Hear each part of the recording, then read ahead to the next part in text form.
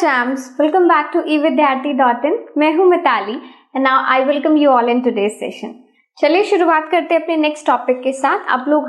अब हम लोगों ने स्टार्ट करना है regarding our crop production management. जैसे कि आपने इससे पहले वाले लेक्चर में देखा होगा क्रॉप वैरायटी इंप्रूवमेंट क्या होता है, जिसमें कि एक तो अलग अलग सीजन हमने पढ़े, ठीक है, और क्या हम बेटर कर सकते हैं to have the higher yield, यानी कि एक अच्छी उपज लेने के लिए आप क्या क्या वेराइटीज में इंप्रूवमेंट, क्रॉस ब्रीडिंग हो गया, हाइब्रिडाइजेशन हो गया, जीन मॉडिफिकेशन हो गया, ये सब चीजें हमने समझी हैं। अब बात आती है कि क्रॉप प्रोडक्शन मैनेजमेंट क्या है। So starting with the term first of all, है ना, समझना सबसे पहले ये जरूरी है कि प्रोडक्शन मैनेजमेंट का क्या मतलब है। प्रोडक्शन मैनेजमेंट का मतलब ये है, कई बार आप लोगों ने देखा होगा कि जैसे अगर हम लोग अपने खेतों में देखें, हम अपने गांव में देखें, तो बहुत सारे तरीके के किसान होते हैं। कुछ किसान वो होते हैं जिनकी कितनी बीघा जमीन ऐसे ही रखी है और उस पे हजारों छोटे किसान अपने परिवारों के साथ काम कर रहे होते हैं। कभी देखा है ये चीज? नहीं देखा तो पूछना, ठीक है, अपने बड़ों से पूछो, आसपास देखो, कभी अपने गांव जाते हो या पढ़ते हो, मूवीज में देखते हो, तो इस बात पे ध्यान देना कि किसान मतलब ये नहीं है कि सारे ही अमीर हैं, है ना, बहुत खेती है, और किसान मतलब ये नहीं है कि सारे ही गरीब हैं, बिल्कुल भी खेती नहीं हो पा रही है, ऐसा नहीं होता। अलग अलग कैपेसिटी होती है हर फार्मर की, हर एग्रीकल्चर लैंड की, और उसके हिसाब से उनके क्रॉपिंग पैटर्न्स, यानी कि अगर उनके पास इतनी फाइनेंशियल कैपेबिलिटी है, यानी कि अगर उनके पास इतना पैसा है कि वो अच्छे से अच्छा फर्टिलाइजर, अच्छे से अच्छा मैन्योर, अच्छे से अच्छा इरिगेशन फैसिलिटी, या फिर कह लो कि अच्छे से अच्छा क्रॉपिंग पैटर्न, एक के बाद हम दूसरी ये वाली फसल लगाएंगे, फिर हम अपनी जमीन को अच्छे से उपजाऊ करने के लिए अब एक दूसरा फसल लगाएंगे, फिर हम अपना तीसरा नया फसल लगाएंगे। तो ये सब चीजें डिसाइड करती हैं कि फार्मर की खुद की फाइनेंशियल कैपेबिलिटी कितनी है, ठीक है। और इसी बेसिस पे अगर आप देखोगे ना, जाओगे अपने गांव में तो देखोगे फार्मर से बात किया करो, पूछो उनसे उनकी दिक्कतें क्या हैं, तब वो आपको बताएंगे। तो बेसिकली प्रोडक्शन मैनेजमेंट में हम इन्हीं सब चीजों को पढ़ेंगे, और इसी हिसाब से फार्मर्स जो है अपने एरियाज को बांट लेते हैं कि भाई अगर मेरे पास ज्यादा पैसा नहीं है लगाने के लिए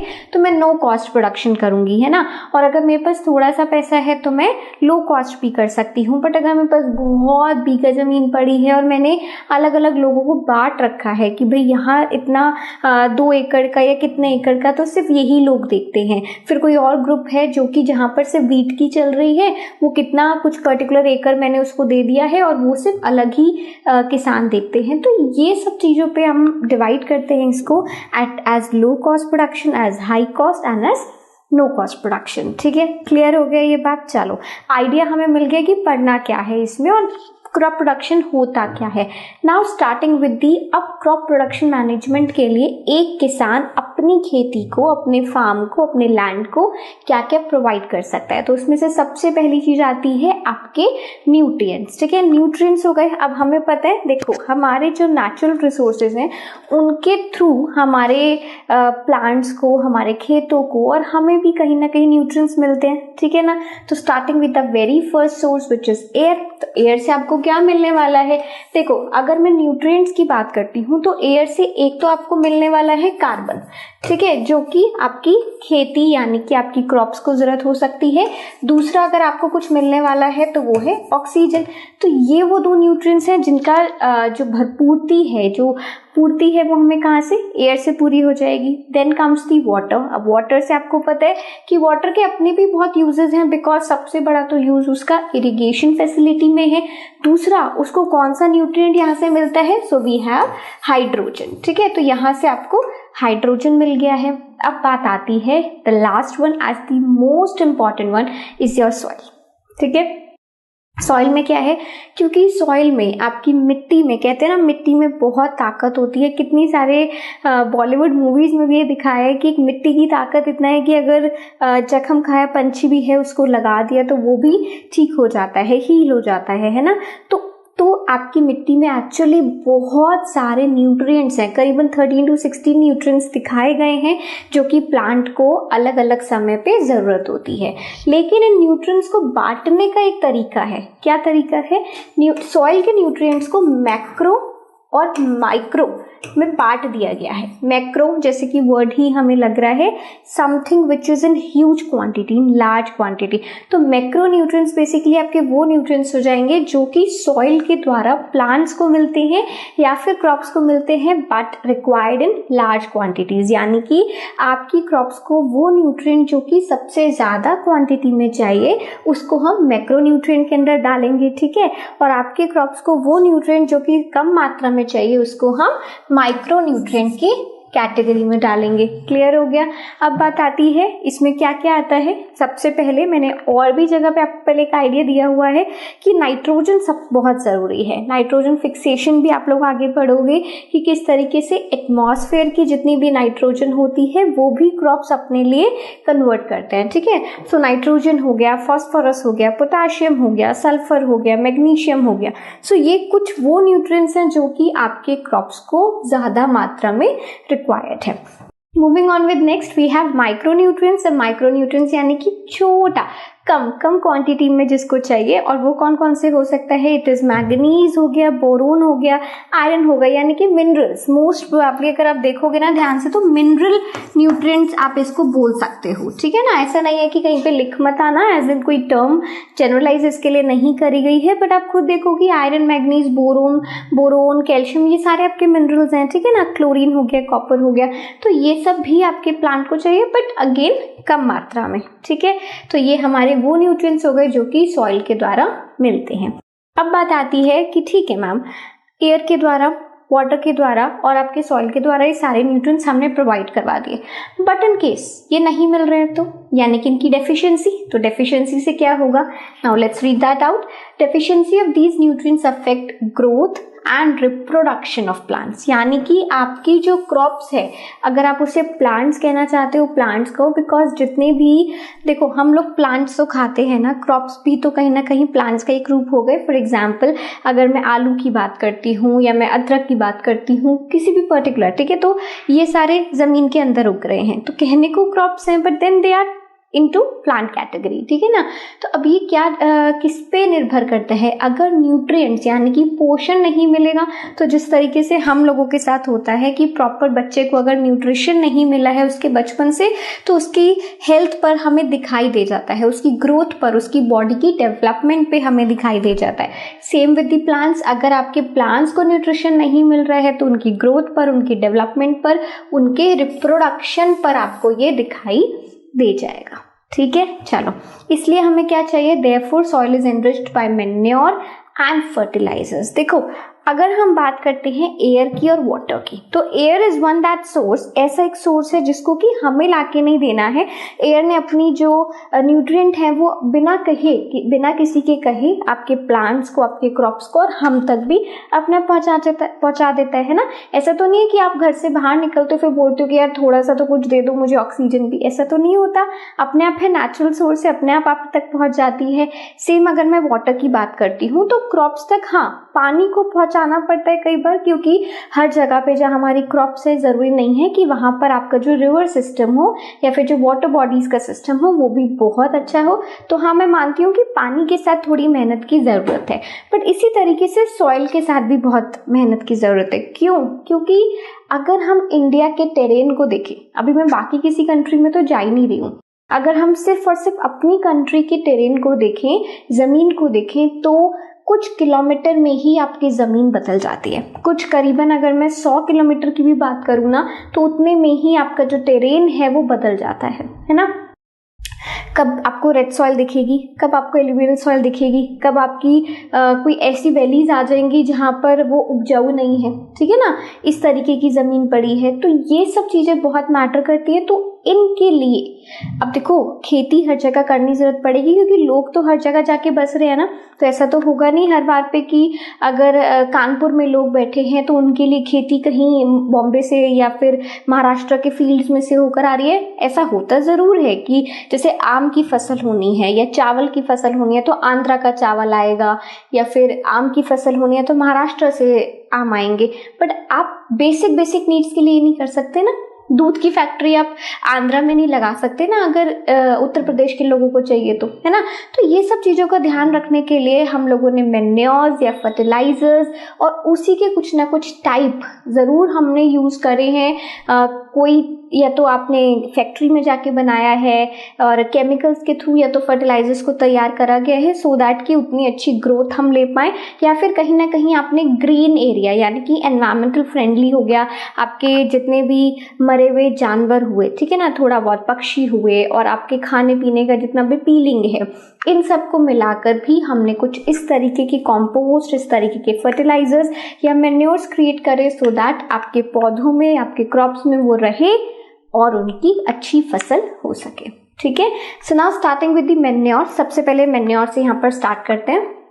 देखो, एक बार और बता देती हूँ, जितना भी यहाँ पर मैं आपको समझा रही हूँ ना, इससे अलावा आपको ज़रूरत नहीं है, ठीक है ना। तो इससे अलावा ना ही हाथ पैर मारने हैं, ना ही ज़्यादा दिमाग लगाना है। जो बता रही हूँ पॉइंट्स में पढ़ते जाओ, 4 बार रीड करोगे चैप्टर प्रिपेयर हो जाएगा।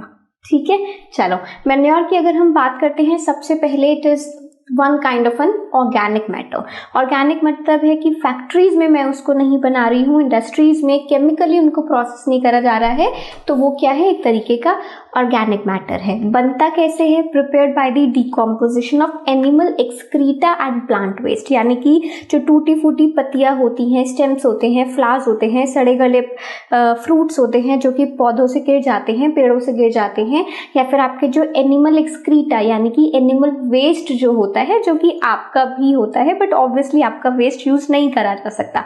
बट हाँ, इसमें भी एक बहुत अच्छा सा टिप में आप, मतलब टिप नहीं, एक बहुत अच्छा सा क्रक्स है, वो बताती हूँ। जो पहले हुआ करता था कि वॉशरूम्स नहीं हुआ करते थे, तो उस वक्त पे लोगों को अगर फ्रेश होने जाना होता था तो they used to go in fields, ठीक है। तो वहाँ पर अगर देखो, आपने अगर अब पॉटी करी है तो उसको उठा के तो नहीं लेके जा रहे हो ना, ऑब्वियसली क्लीन नहीं कर रहे हो, तो कहीं ना कहीं वो यूज हो रहा है। तो एनिमल एक्सक्रीटा कह लो या ह्यूमन एक्सक्रीटा कह लो, आज के वक्त पे ह्यूमन एक्सक्रीटा तो यूज नहीं करते हैं, ऑब्वियसली वो इतना फीजिबल भी नहीं है। बट हाँ, एनिमल एक्सक्रीटा, क्योंकि एनिमल्स को तो ये नहीं बताया गया कि आपको यहीं जाकर फ्रेश होना है या व्हाटसोएवर, ठीक है ना, तो इसलिए उसको यूज करा जाता है, which is also good, which is also important. ठीक है, तो डिकम्पोजिशन से बनाया जाता है इन दोनों की। उसके बाद it is enriched in soil with nutrients, यानी कि वो आपके सॉइल को, आपकी मिट्टी को न्यूट्रिएंट से भर देता है, ठीक है।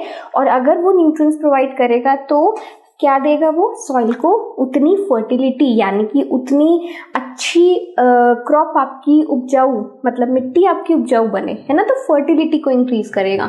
Then it also improve soil structure, वो आपके सॉइल के स्ट्रक्चर को भी इम्प्रूव करता है by increasing the water holding capacity in Sandy soil. अगर मैं पर्टिकुलरली सैंडी सॉइल की बात करती हूँ, अगर हम पर्टिकुलरली सैंडी सॉइल की बात करते हैं, तो सैंडी सॉइल के अंदर, मिट्टी वाले जो सॉइल के अंदर बेसिकली जिसमें सैंड ज़्यादा है, ठीक है ना, उसकी मात्रा ज़्यादा है, तो वहाँ पर आपको चाहिए कि उसकी वाटर को होल्ड करने की कैपेसिटी अच्छी हो, तो मैन्योर वहाँ पर मदद करता है, ठीक है ना। एक तो ये इसका फायदा हो गया। दूसरा, organic matter help in drainage and avoiding water logging in clayey soil. तो अब यहाँ पर आपसे पूछा जा सकता है कि भाई क्लेई सॉइल में मैन्योर का क्या फ़ायदा है। तो सबसे पहले तो वाटर लॉगिंग नहीं होने देगा, यानी कि जैसे वाटर लॉगिंग को अगर मैं फील्ड्स में, तो मुझे श्योर नहीं हूँ कि आप सब लोगों ने देख रखा होगा, बट हाँ बरसात के बाद आपने देखा होगा कि कई बार क्या होता है कि पानी भर जाता है सड़कों पर, है ना, तो it's a kind of a water logging. तो वाटर लॉगिंग कभी नहीं होने देगा, किसमें, क्ले सॉइल में। कौन नहीं होने देगा, मैन्योर। क्यों, क्योंकि वो बना किससे है, ऑर्गेनिक मैटर। क्लियर हो गया, ठीक है ना, ज़्यादा क्लीन याद आने लग गया मुझे। चलिए आगे बढ़ते हैं। नेक्स्ट हमारे पास आता है, तो मैन्योर को क्लासिफाई करा गया है based on the biological waste it is prepared of, यानी कि वो कौन से बायोलॉजिकल वेस्ट से बना है, उसकी कैटेगरी में हमने उसको 3 पार्ट्स में बांट दिया। अब यहाँ पर सबसे पहले अगर मैं स्टार्ट करूँ, वन इज योर कॉम्पोस्ट, जो कि आगे समझाया भी गया है। ये आपका कॉम्पोस्ट हो गया, ये आपका वर्मी कॉम्पोस्ट हो गया। वर्मी कॉम्पोस्ट में मुझे लग रहा है कि समझ आ रहा है, क्योंकि अर्थवॉर्म्स दिख रहे हैं। अर्थवॉर्म्स का कॉम्पोस्ट में बहुत बहुत बहुत बड़ा हाथ है, और इनके बिना आपकी सॉइल अच्छी नहीं हो सकती है, मान लो बात को, ठीक है। And the last is your green manure. अब ग्रीन मैन्योर भी बहुत अच्छी सी टेक्निक है, जब मैं आज पढ़ाऊंगी तो आपको अच्छा लगेगा और मजे भी आएंगे, ठीक है। तो अगर मैं सबसे पहले बात करती हूँ कॉम्पोस्ट की, तो कॉम्पोस्ट क्या है, nothing else but the waste material which you extract from the cow dung, है ना। लाइफ स्टॉक वेस्ट जितना भी है, जैसे कि गाय भैंसे घूमती रहती हैं या फिर बकरी घूम रही है या फिर कुत्ते बिल्ली भी घूम ही रहे हैं, तो सभी का जो एक्सक्रीटा होता है कहीं ना कहीं अब कंपोस्ट में यूज हो जाता है, ठीक है। फिर वेजिटेबल वेस्ट, यानी कि आपने अपने घर में जितनी भी वेजिटेबल्स, जैसे खीरा है, टमाटर है, जो भी, टमाटर में तो क्या ही निकलता है, या फिर अगर मैं बात करती हूँ गाजर की, मूली की, है ना, आलू की, तो इसकी जितनी भी पीलिंग है उसका आप यूज कर रहे हो, वो आपके एनिमल वेस्ट में आ गया। एनिमल का कुछ भी बचता है, उसका खाना है जो उसने नहीं खाया, कहीं ना कहीं आप उसको यूज कर लोगे। सीवेज वेस्ट हो गया है। इसी तरीके से इरेडिकेटेड वीड्स, यानी कि वो क्रॉप्स, वो छोटे छोटे प्लांट्स जिनको आपने अपने क्रॉप्स में से हटाया है, तो वो इरेडिकेट तो हो गए बट कहीं ना कहीं वो मैन्योर की तरह यूज हो जाएगा, ठीक है। तो यहाँ से आपका कंपोस्ट बनता है, इस तरीके से आपका कंपोस्ट बनता है, और वो बेसिकली आपके सॉइल को क्या प्रोवाइड करता है, सबसे पहले तो ऑर्गेनिक मैटर है वो, और दूसरा कि वो आपके सॉइल को रिच रखेगा न्यूट्रिएंट्स में, ठीक है ना, जिसकी हमें सबसे ज्यादा जरूरत है। Moving with the vermi compost now, तो वर्मी कंपोस्ट क्या है, थोड़ा सा मैंने डाला भी है कि ध्यान से कभी भी सॉइल को देखोगे जहां पर खेती होती है या फिर बरसात के दिनों में तो इजीली दिख जाता है, ठीक है ना। तो compost is prepared by earthworms, इस तरीके की मिट्टी आपको देखने को मिल जाएगी। And to hasten the process of decomposition of plant and animal refuse, and this is called vermicompost। तो बेसिकली क्या होता है कि अगर आपकी मिट्टी में, ऐसा कहते हैं ना, जैसे कैटलिस्ट में समझाती हूँ, कैटलिस्ट वो होता है कि सपोज हमारा कोई प्रोसेस चल रहा है, कोई केमिकल रिएक्शन चल रहा है, और अगर उस केमिकल रिएक्शन की स्पीड मुझे इंक्रीज करनी है, तो वहां पर हम कोई ना कोई एक दूसरा एलिमेंट या सॉल्ट या केमिकल यूज कर लेते हैं, तो उसको हम कैटलिस्ट कहते हैं। यहाँ पर वर्मी कंपोस्ट या अर्थवॉर्म बिल्कुल उसी तरीके से काम कर रहा है। आपने एनिमल और प्लांट रिफ्यूज डाल दिया, ठीक है, वहां पर वो धीरे धीरे धीरे क्या बन रहा है, कंपोस्ट बन रहा है, धीरे धीरे वो मैन्योर में टर्न हो रहा है। बट उसके प्रोसेस को फास्टन करने के लिए somewhere we are using earthworms. Earthworms are helping us there, ठीक है। तो ये आपका वर्मी कंपोस्ट हो गया। नाउ नेक्स्ट अगर इसे देखते हैं तो we have green manure. Now green manure is quite good. Green manure में क्या होता है, दो तरीके की फसल, इन्होंने यहाँ पर एग्जाम्पल हमें दो तरीके के प्लांट्स का दिया है, बट इस तरीके से बहुत सारी लेग्यूमिनस क्रॉप्स को हम यूज करते हैं, जिससे कि अपनी, जैसे सपोज हमने वीट की पूरी खेती करी है, ठीक है। अब जब वीट का हार्वेस्ट हो गया है तो उसके बाद हमने वहां पर एक ऐसी फसल को लगाया है जो कि हमें कुछ देने तो वाली नहीं है, बट कहीं ना कहीं हमारे सॉइल को ही वो अच्छा बनाने वाली है, ठीक है। उसको न्यूट्रिएंट से वापस भर देगी, रिप्लेनिश कर देगी, यानी कि वापस से उसको भर देगी, ठीक है। तो ऐसी जो क्रॉप्स होती हैं वो लेग्यूमिनस, जनरली आपको बीन्स वगैरह होता है ना, वो आपको जनरली वो मिलेगा। तो यहाँ पर भी उसी का एग्जाम्पल आपको दिया गया है। एक तो आपका है सन हेम्प करके एक क्रॉप है जिसके ऐसे फूल होते हैं, तो ये भी कहीं ना कहीं पे क्या काम आती है, आपके मैन्योर को क्रिएट करने में। दूसरा इज योर गरुड़ की फली होती है, गरुड़ तो नहीं, गौर की फली के नाम से आता है, देखना घरों में यूज भी होती है, मैं दिखा देती हूँ बट कैसी दिखती है। तो it's kind of that only, तो ये हमारे घरों में बनती भी है। Now this is one of that plant, या फिर ये वो एक क्रॉप है जो कि हम यूज करते हैं। कब यूज करते हैं, जब हमें कोई एक नया क्रॉप अब सो करना है, कोई नया सीड हमें अब सो करना है, बट उससे पहले हमारे जो प्लांट्स हैं, हमारे जो फील्ड्स हैं, उसमें हमने इसको सो कर रखा है। तो अब इसकी ना प्लोइंग होगी, यानी कि इसी के ऊपर हम अपने नए बीजों को बोने वाले हैं, ठीक है। तो यहाँ पर ये क्या करेंगे कि ये अपने आप ही नीचे बैठ जाएगा, आपके सॉइल में मिक्स हो जाएगा, और ये आपके सॉइल को न्यूट्रिशन अगेन प्रोवाइड करेगा, ठीक है। तो ये ग्रीन मैन्योर का काम है। क्लियर हो गया, ठीक है। तो मैन्योर का काम हमारा खत्म हो गया है। Now we have to move with the fertilisers.